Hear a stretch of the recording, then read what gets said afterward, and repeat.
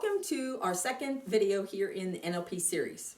Today we're going to talk about submodalities. Submodalities are very, very important. They really are the basic language in which we encode information into our neurology, into our brain.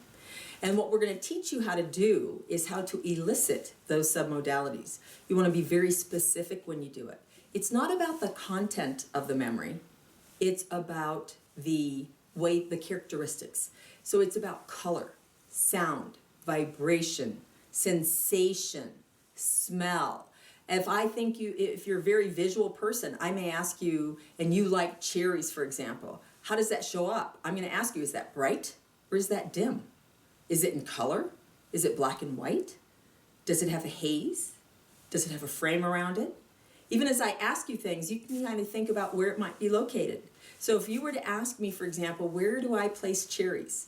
That sounds like a weird question because it's not real. But if I stop and think, where are cherries? I immediately have this sensation for me visually, it's here.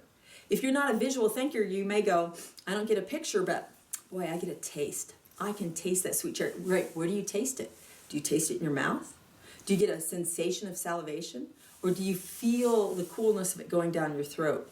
So anything that we experience in life, we map into our neurology using the senses. And that's what we're eliciting when we talk about submodalities. The reason that this is powerful is that if I like something, I may store it in a particular pattern. Again, remember that it's Neuro-Linguistic Programming. So we're looking at the neurology, the language we encode it with, and how we program that behavior. So if I like cherries, I may like then cherry ice cream, cherry yogurt, cherry whatever, because I like cherries. It's why we use that in advertising. We understand those patterns of likes and dislikes. I, on the other hand, dislike beets. Better not put beet-flavored ice cream in front of me. But beets are a very different kind of flavor, and they represent differently for me.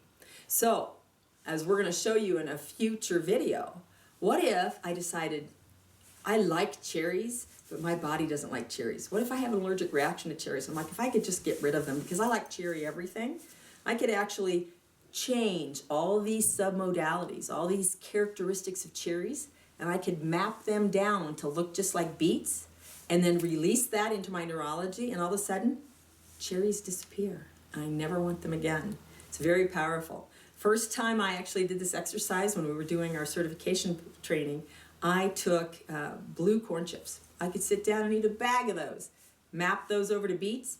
Haven't had a blue corn chip in 4 years. So we're going to teach you how to do that. You can take control of your life. You can get the outcomes you want. You can change how you perceive people, how you perceive different animals, how you perceive spiders, how you perceive food. All of this gives you back control. You can take responsibility for your actions in life and your reactions. Welcome again to the series.